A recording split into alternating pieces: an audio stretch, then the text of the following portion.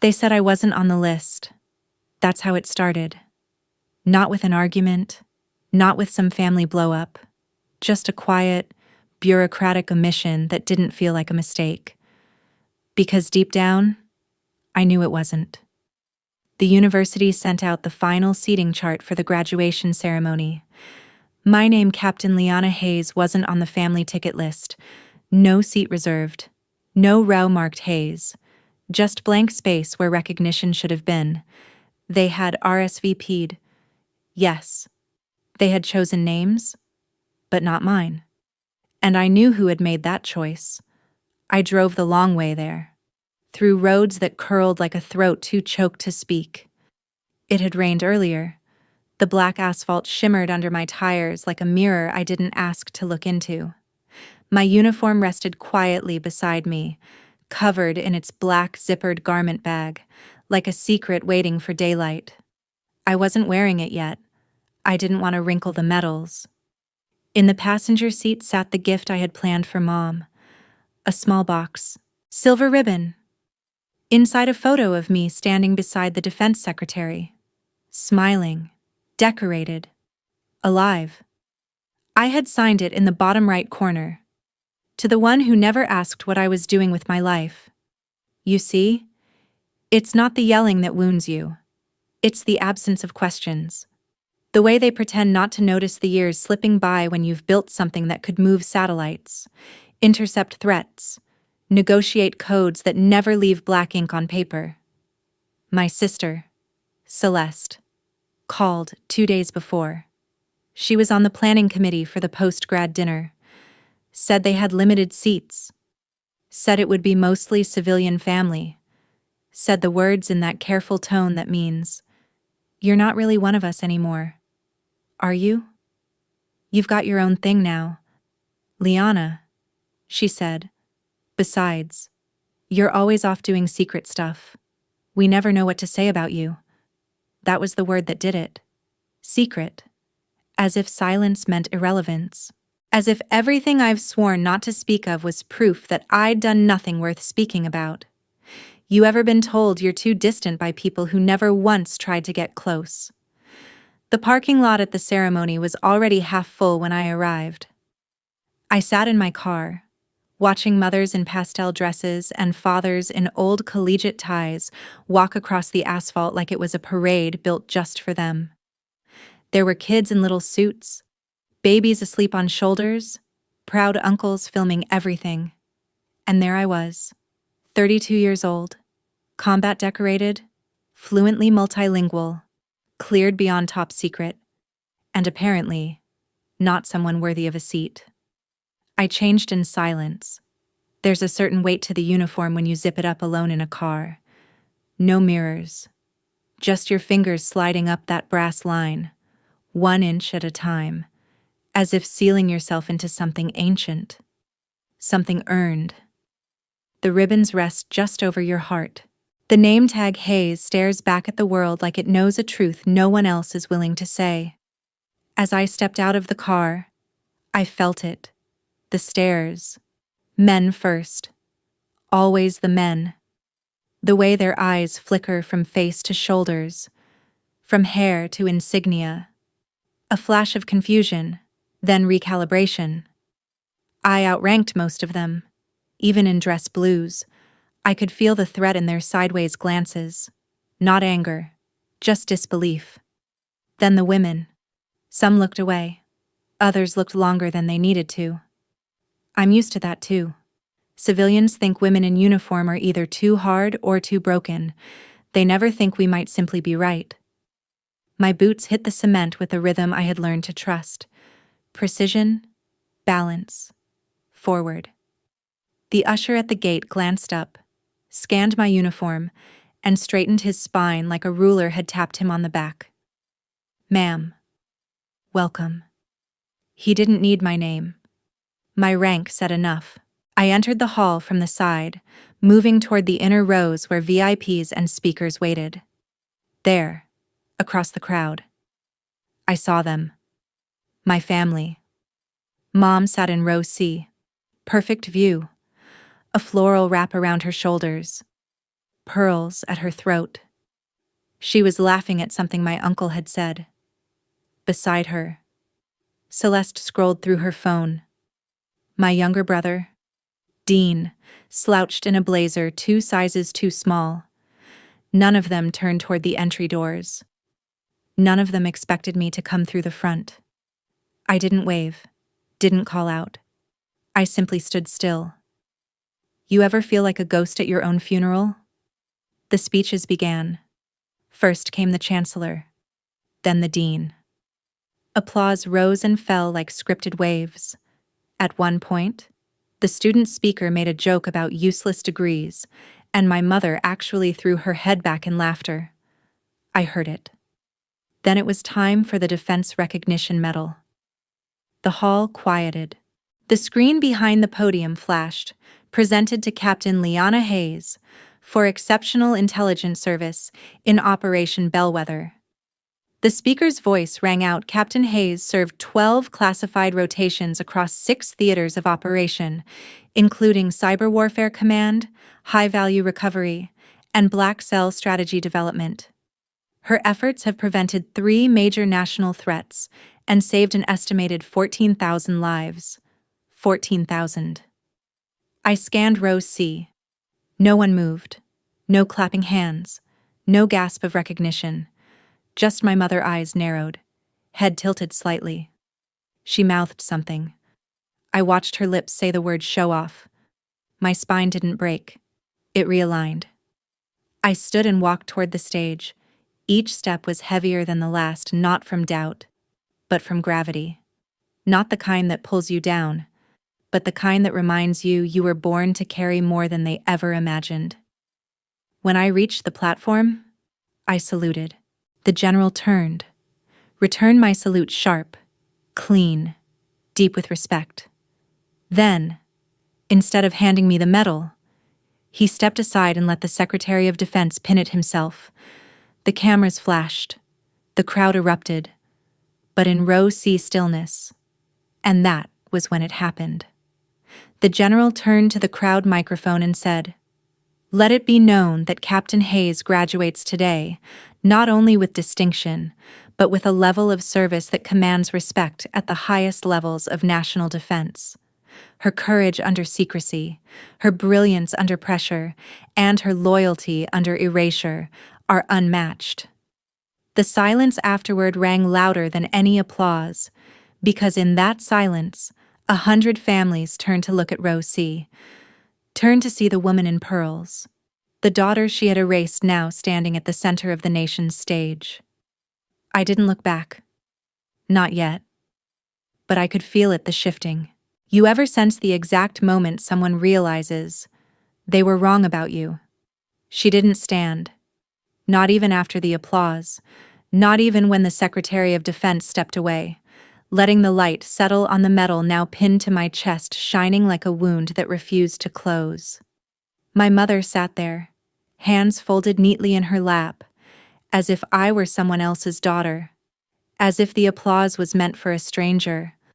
I watched her mouth move, something whispered to my uncle, and he nodded, like they were discussing the weather. And just like that, I remembered every phone call she never returned. Every holiday I spent in foreign sand while she posted pictures from beach resorts with Celeste. Every moment of silence after my name appeared in that national article, the one about the recovery op in Syria. I remembered how my inbox flooded with congratulations from strangers, but not a word from home. Some absences echo louder than gunfire. I stepped down from the stage slowly. Each boot click still sharp. People tried to greet me, faculty, officers, distant classmates, but I moved past them like a shadow in dress blues. I had somewhere to be. There was a hallway off the side of the auditorium, narrow and dimly lit, with a row of folding chairs for overflow guests. I sat there, alone, back straight, hands resting in my lap, just breathing, just listening.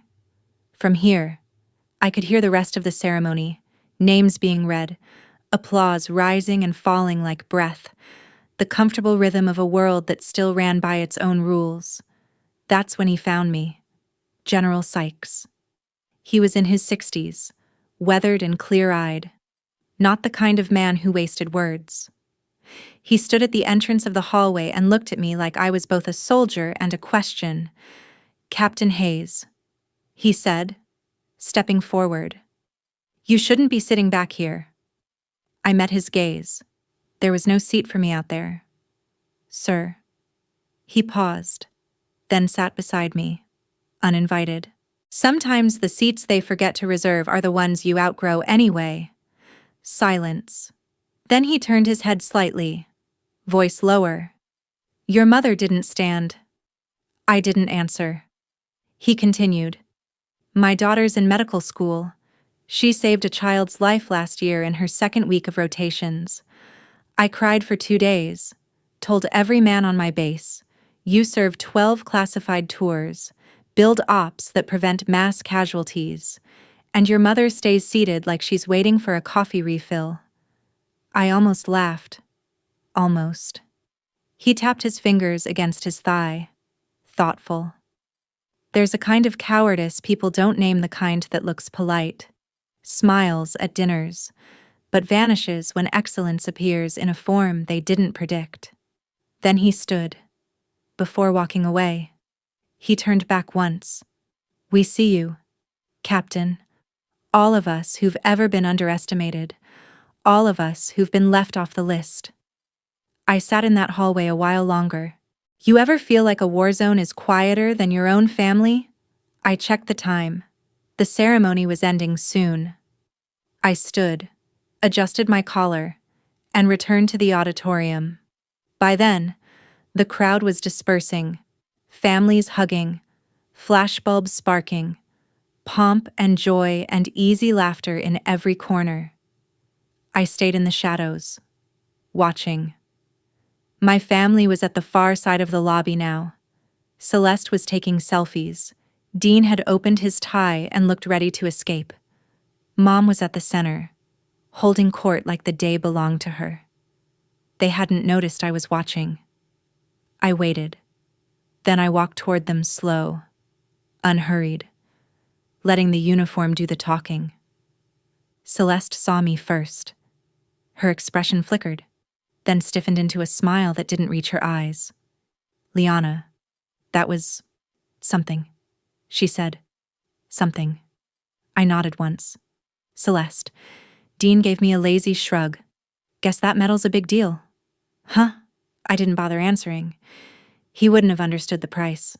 The sleepless nights, the missed funerals, the briefings that ended with phrases like imminent threat. You can't explain scars to someone who's never left the mirror. Then my mother turned.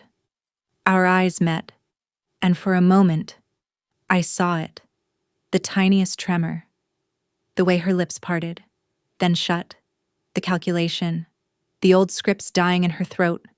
She stepped forward, poised, still queen of her narrative. "You looked polished," she said. I let the silence answer. She pressed on. "We weren't sure how formal it would be. You didn't say, 'I wasn't invited.'" I said plainly, "A beat." Then she waved her hand dismissively. "It's not like that. You're always busy. We assumed you wouldn't come. You assumed wrong." There was a shift in the air then, a quiet that settled over the group like ash. Celeste adjusted her purse strap. Dean pulled out his phone. No one spoke. So I did. I spent 14 years preparing for today. Not just the medal, not just the commendation, but this standing here, wearing the life you refused to ask about, the one you dismissed in passing comments and half jokes at Thanksgiving, the one you erased from your guest lists. Mom's eyes narrowed. "You're being dramatic." That word. Dramatic. Funny how women who show power are labeled emotional, while men who sulk through failure are called stoic. I stepped closer. "You want to know what's dramatic?" I said. Standing in a war room while 2 of my team bleed out, rerouting drone feeds with one hand and writing goodbye letters to their families with the other because their parents cared enough to know what they did. Because someone back home believed they mattered. My voice cracked, but I didn't lower it. You don't get to call me dramatic. My mother flinched. I straightened. The Secretary of Defense pinned this medal himself. The general saluted me by rank. And still, you didn't stand. She opened her mouth, but nothing came out. So I turned to leave. But just as I did, I paused. You always told me to make something of myself, I said, half over my shoulder. But what you really meant was make something you can understand. Then I walked away, out into the sunlight, past the ivy-covered walls and the happy families and the picture booths, past the crowds and the noise and the echo of her silence still ringing in my ears. I kept walking until the world quieted. Then, I reached into my pocket and took out the small silver box, the gift I had planned to give her. I left it on the stone edge of a fountain near the parking lot. No note, no explanation. Just the truth in paper and ink. To the one who never asked what I was doing with my life. Then I opened my car door, sat down, and finally let myself feel it. Not pain, not even relief. Just clarity.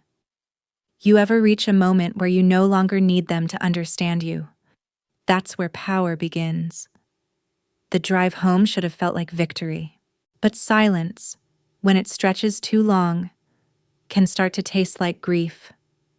I didn't turn the radio on, didn't open the windows. I just drove, hands steady on the wheel, metals catching the evening light like echoes of something I wasn't sure how to name yet. The highway curved out of the city like a retreat path not from danger, but from the collapse of old illusions. You know that feeling when you're finally free from something that never let you speak, not because it silenced you, but because it never asked you to. That was my mother. She never shouted me down. She never told me I couldn't join the military. She just didn't acknowledge it, didn't ask how basic training went, didn't mention the injuries, didn't notice when I sent her photos in uniform. At one point, she even told a friend at a dinner party that I was working somewhere overseas, probably still in admin or something. I was already running field intel in hostile zones by then. But that was her gift, quiet dismissal wrapped in floral napkins and good manners. And that kind of erasure doesn't scar the surface. It rewires your sense of worth. So I drove, past exit signs that blurred together, past towns with names I didn't know how to pronounce, and I thought about the years, the missed birthdays, the times I'd been overseas and called, only to get voicemail and a text an hour later. Sorry, sweetie, busy with Celeste's bridal fitting. Can I call you in the morning? She never called in the morning. She never asked why I didn't show up for the wedding, but I had been on a plane to South Sudan, tasked with securing a foreign diplomat extraction, while my sister said her vows in rose gold. It's strange how people expect you to be invisible when it suits them, and unforgettable when they need to brag. I parked the car at the edge of my apartment complex. A few kids rode past on bikes. One of them looked at me, then at my uniform, and gave the smallest nod. I returned it. Not a smile, just a nod. Sometimes that's all the recognition you need. Inside, the air smelled like lemon and books. I hadn't been home in weeks. There was still a coffee cup by the sink, dry at the bottom. A folded newspaper on the counter with a headline about foreign policy, and my name mentioned once buried in paragraph 6. I sat down at the table, pulled off my gloves, and laid them flat. Then I reached into my coat pocket and pulled out the printed photo. Me, standing beside the secretary, his hand on my shoulder. That smile. I turned it over, her handwriting still there. To the one who never asked. I considered throwing it out, or burning it. But that would have meant I still needed her to read it. So I slid it into a drawer, quietly, without ceremony, You ever bury a part of yourself while still breathing? That's what that felt like. My phone buzzed. One message.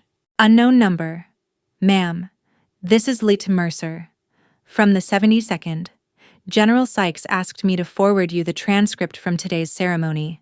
Said you might want a clean copy for your records. Attaching the photo link as well. Respectfully. Ma'am.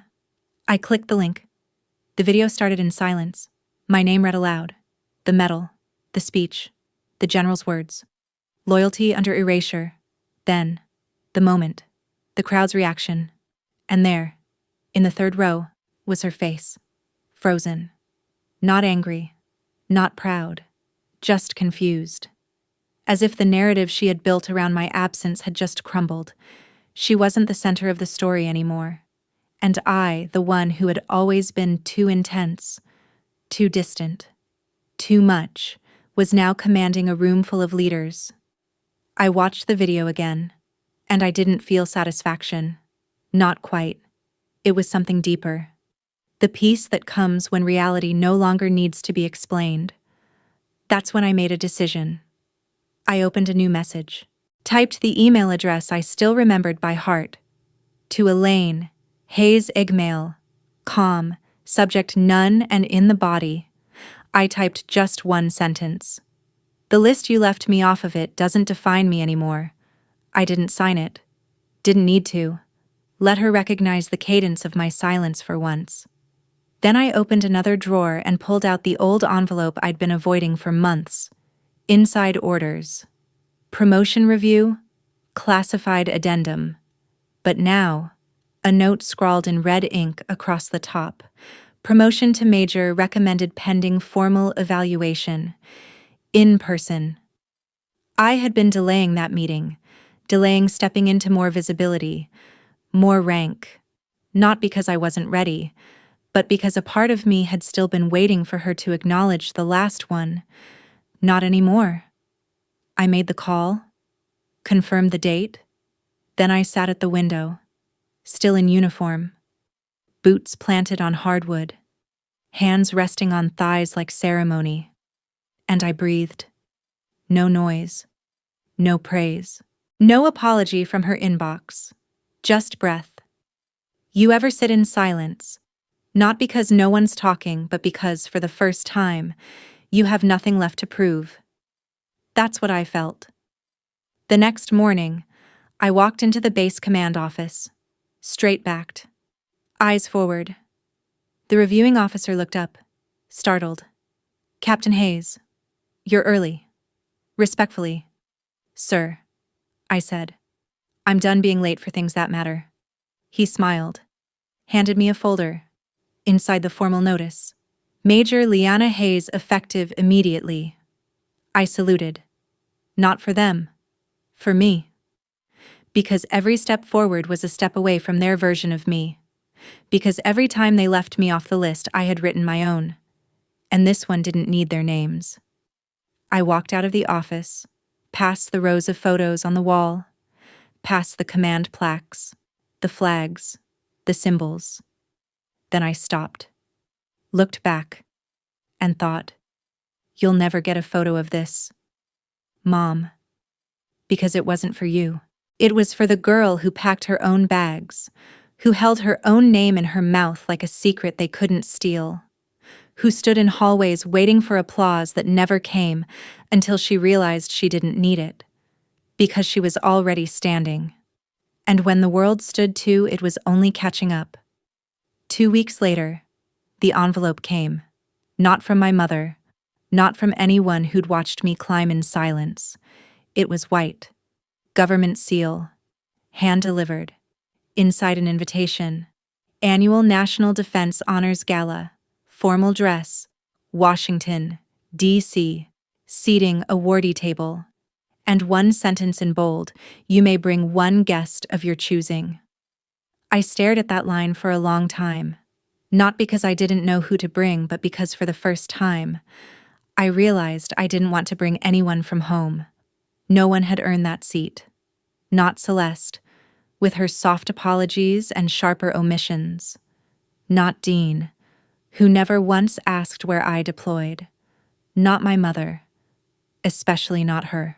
Still, I sat with it, held the envelope like it had weight beyond paper, walked through my apartment with it between my fingers, pacing from the kitchen to the bookshelf where old commendations were tucked behind framed photographs of people who never came back. There were days I missed them more than my family. There's something about combat silence that's cleaner than domestic silence. On the battlefield, silence means life. At home, it means erasure. By the third day, I knew who I would bring. Her name was Adrienne, civilian analyst. We met during a black site audit 2 years ago. She taught me how to read body language and satellite footage. She once slipped me a packet of powdered coffee after a 32-hour briefing. She never asked me to soften myself. And more importantly, she never looked away when I succeeded. I called her. Major Hayes. She said, teasing. Did I forget a debriefing you did? I said, you forgot to debrief me on what color gown you're going to wear in D.C. There was a pause. Then the smile came through the line like warmth. I'd be honored. That was it. No game. No calculation. Just, yes. The gala was held in a ballroom stitched in light. Crystalline chandeliers, red velvet carpets, brass fixtures gleaming like they remembered every hand that had ever dared to grip them in victory or shame. Security was tight. Entry required ID, confirmation, and scanning not just of badges, but of bone and history. As we entered, Adrienne slid her arm through mine. You nervous? She whispered. No, I said, just remembering. The room was full of uniforms, men and women with postures carved from discipline, medals that caught every flash of camera light. But there were others, too. Politicians, CEOs, a few foreign dignitaries cloaked in cultural formality and tight diplomatic smiles. I caught my reflection in a hallway mirror. Dress blues, rank displayed, commendations aligned, hair slicked back, chin held high, eyes steady. I didn't recognize the girl my mother once told to pick something easier. She was gone, and in her place stood a woman who didn't need permission. We were seated at table 4, the awardee table. Adrienne leaned toward me. Your name's on the plaque. I looked down, and there it was. Major Liana Hayes, Cyber Intelligence Strategy, Black Ops Division. Not tucked beneath someone else's title. Not misspelled. Not forgotten. Etched. Permanent. As dinner was served, someone tapped my shoulder. I turned. It was General Sykes again. Same steel-eyed calm, but tonight his voice held something warmer. I see they finally gave you a real seat. I smiled. And a nameplate. Sir. He leaned in closer. There's someone I want you to meet. He gestured behind him. A man stepped forward. Distinguished.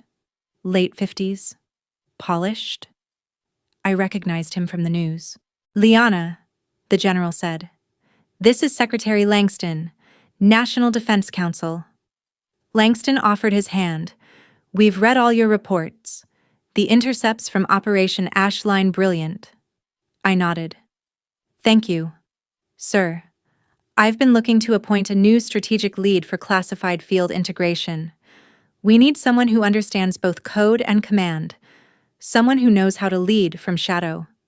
He paused, and someone who doesn't need their name shouted to be heard. I felt the moment slow, because it wasn't just a compliment, it was a door. And this time, I wasn't knocking. After the dinner, they moved us to the main floor. Spotlight on the stage. Glass awards lined like soldiers waiting for their orders. One by one, they called names. Applause followed each. Then, my turn. Major Liana Hayes. The speaker said, Awarded for her critical leadership in defending national interests during zero-day conflict escalations, and for redefining what silent service looks like in an age of noise. The room stood, not out of obligation, out of knowing. As I walked to the stage, I heard it, a voice from behind me. "Is that Liana Hayes?" It was faint, but it was hers, my mother's voice. I hadn't invited her. I hadn't told her. But there she was, standing near the back, not dressed like the woman who once said uniforms made women look severe. No pearls, just gray. Her face was pale, unreadable, like someone who had walked into the wrong chapter of a book and suddenly realized the main character had changed. I walked on, did not stop, took the stage, accepted the award, saluted the flag, posed for the cameras. Afterward, people shook my hand. Some whispered thank you. Others just nodded, eyes wide, trying to hold on to the image of a woman who had shattered every category they had filed her under. And when I stepped down from the stage, she was still there, back of the room, alone now. She didn't move, didn't call my name, just stared, as if seeing me for the first time, and I let her. I didn't walk to her, didn't smile, didn't offer explanation, because this wasn't her moment. It was mine. Later, Adrienne and I stood outside beneath the Capitol lights. The stars overhead looked fake, too perfect to belong to the same sky I'd stared at from foreign deserts and icy outposts. "You okay?" she asked. I thought about it. "I think," I said slowly. "I just made peace with the idea that some people will never clap for you because the truth of who you are humiliates the version they invented." She reached for my hand. "And yet, you stood anyway." I nodded. I didn't need her to stand. The world already had. We walked quietly for a while. No rush, no noise. And as we turned the corner, a reporter from the press gallery caught sight of me. He called out, "Major Hayes, who's the woman behind you in the back," looked like she wanted to speak. I looked him straight in the eye. "That's no one." Then I walked forward, not even flinching. Because some names don't belong on your list anymore. Some ties deserve to stay undone, and some silence finally is yours to command. The car ride back from DC was quieter than the one that brought me there. Not heavy, not hollow, just still like a lake after something large has fallen in and the last ripple has finally died. Adrienne sat beside me in silence, her hand resting near mine on the center console. We didn't speak much. We didn't need to. I kept thinking about that reporter's question. Who's the woman in the back? That's no one. Not a lie. Not cruelty. Just accuracy. There was a time I would have bent my spine to explain her, tried to protect the myth of the woman who raised me, decorate her absence with excuses. She was tired. She didn't understand. It's complicated. But truth has a strange gravity when you stop fighting it. It pulls everything else into orbit: clarity, peace, even love, just not the kind you grew up craving. When I dropped Adrienne off at her apartment, she leaned over and kissed my cheek. "You were lightning in that room," she said, and she couldn't even look up. I smiled. That was the point. I waited until she made it to her door. Then I drove home. Inside my apartment, the air felt clean, like someone had finally opened a window I didn't know was sealed shut. I stood in the middle of the room, not sure what to do with myself. The uniform was still draped neatly over the chair, metals reflecting slivers of streetlight through the blinds. I picked up my phone. One missed call. Elaine Hayes. No message. I deleted the notification. Then I walked to my desk and opened the drawer with the photo, the one I'd never given her. Me with the secretary. Medals shining. Signature in the corner. I took it out, turned it over. On the back was still the sentence I wrote in frustration, in pain, in a need to be seen, to the one who never asked what I was doing with my life. But now, something felt off. That sentence didn't fit anymore. She wasn't the one anymore, not in that way. So I crossed it out one single, clean line through the ink, and underneath, I wrote something else. To the silence that taught me how to speak. Then I slipped the photo back into the drawer, not out of sight, but into its proper place. 2 days later, I received an official notice from command. My promotion to major had cleared all final review boards. A private ceremony would be held on base closed, secure. No press, no speeches, no family. Exactly how I wanted it. When I arrived, the commanding officer greeted me with a firm nod. "Major Hayes," he said, "they'll try to say you were too quiet, too independent. But we know better." I saluted. "Yes, sir." The ceremony was short. My new insignia pinned, my record updated, my salute returned with full honors. And then came the unexpected. As I exited the hall, a young woman approached me, late 20s. Her uniform was neat, but her posture betrayed nerves. "Ma'am," she said, "may I speak with you?" I nodded. "I just wanted to say, thank you for everything you've done. I read your operation log from Ashline. I study cyber intel, and well, I never saw someone like me that far up the chain before." I looked at her. Really looked. Asian American, quiet voice, sharp eyes, wearing shoes just slightly too large, probably hand-me-downs from quartermaster. A second-year specialist, I guessed. Still finding her way. I smiled. "You're not supposed to see someone like you up the chain," I said. "You're supposed to be the one they don't see coming." She grinned, small but real. "I hope they call you Colonel one day." "They will," I said. "If they don't, I'll take it anyway." We saluted each other, and as she walked away, I realized something. That conversation, that 5-minute exchange, meant more than the last 20 years of family holidays combined. Because she saw me. Not out of obligation. Not because she had to clap when I walked in a room, but because she knew what it felt like to climb alone. And when someone sees you from where they stand, not from where they wish you'd stayed, that's real recognition. Later that night, I got another message. Not a call this time. An email. From my mother. The subject line, I watched the video. That's all it said. No greeting. No apology. No warmth. Just a 7-word sentence. I stared at it. Didn't open it. Didn't need to. She had seen me. At last. And she still said nothing worth hearing. Some silences stay silent because the person on the other side doesn't know how to speak your language, only their own version of love, where daughters serve quietly and never ask to be seen. I closed the browser. That was the last time I searched for her name. The next morning, I woke early and went for a run, not because I had to, because I wanted to.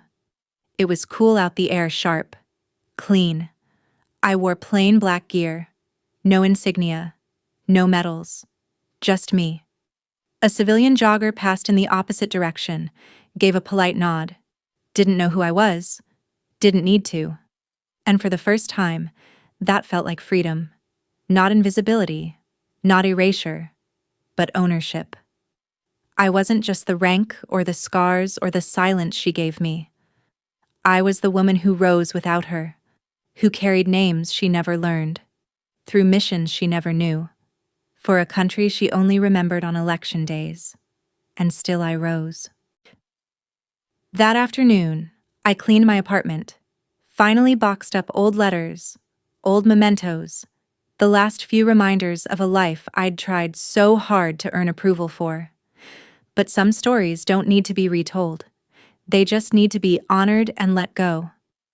I found an old card from Celeste in one of the drawers, A wedding invitation, handwritten at the bottom. Hope you can make it. Mom says you'll probably be deployed, but we'll miss you. I held it for a moment, then dropped it in the shredder. Not out of spite. Just clarity. You can't keep holding on to symbols of a door that only opens one way. That evening, as the sun dipped low, casting gold across the buildings, I stepped out onto my balcony. In the distance, the city was alive, unaware, unimpressed. Perfect. I lifted a glass of water, no wine, no need, and toasted the air. To the woman I had become, not forged by their praise, but refined by their doubt. And now untouchable, unmoved, complete. The final part began not with an invitation, but with silence. A month had passed since the gala, since the promotion, since I watched my mother stand at the back of a room where history was being written and say nothing, not even with her eyes. I had imagined that moment for years, wondered what it would feel like to be the one in full command, while she searched for something to cling to. But I never imagined what came after peace. Not loud, not triumphant, just peace. Not because she apologized, because I stopped waiting for it. Still, the past doesn't always die when you leave the room. It lingers, it loops, and sometimes it knocks. I was in my office at base when I received the next letter. Not email, not text.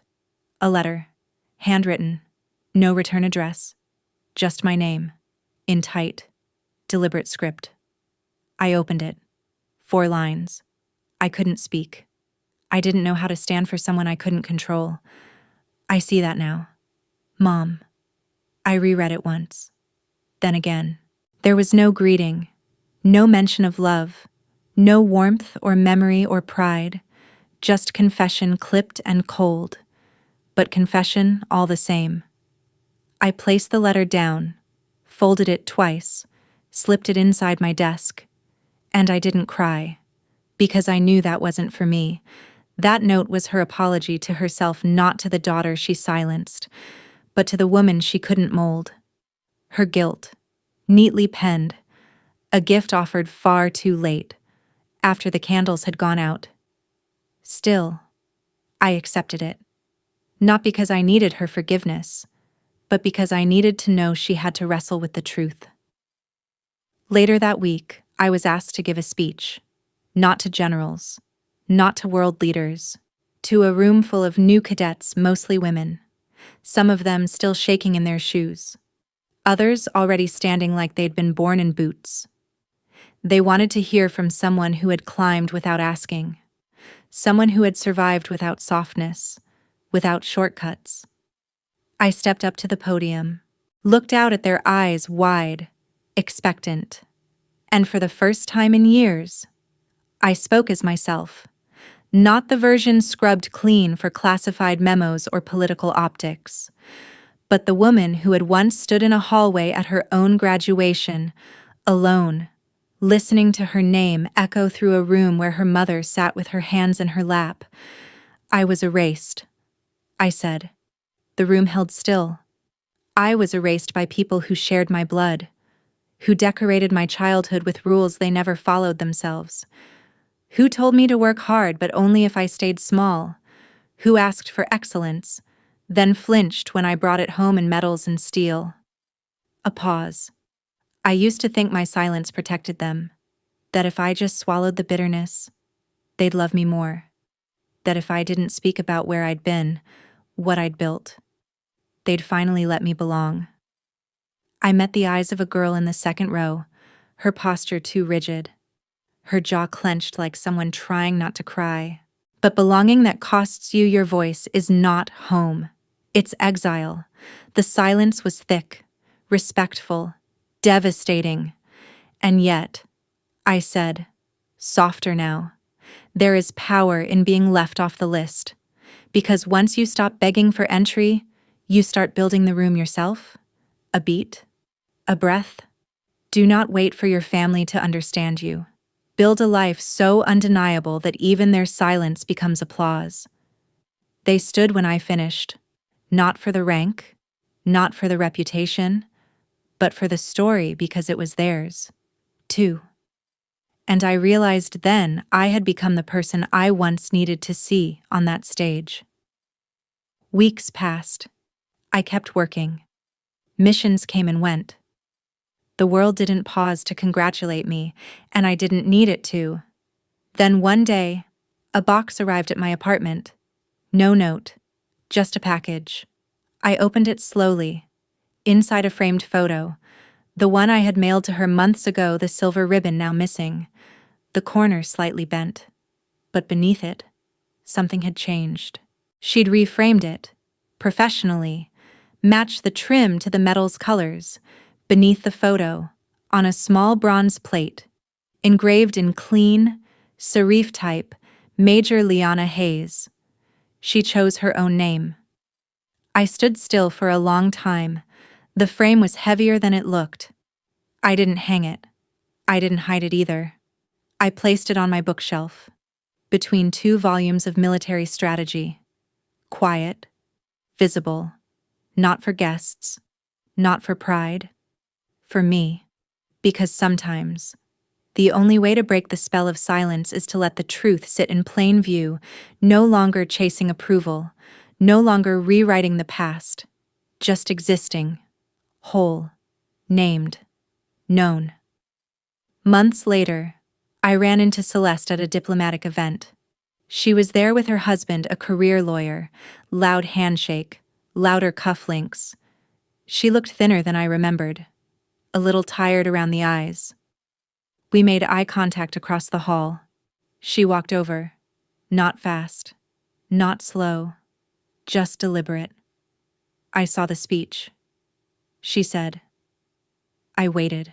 You didn't say her name? Not once. I didn't need to. She nodded. She's been different. Not soft. Just less sure of herself. I said nothing.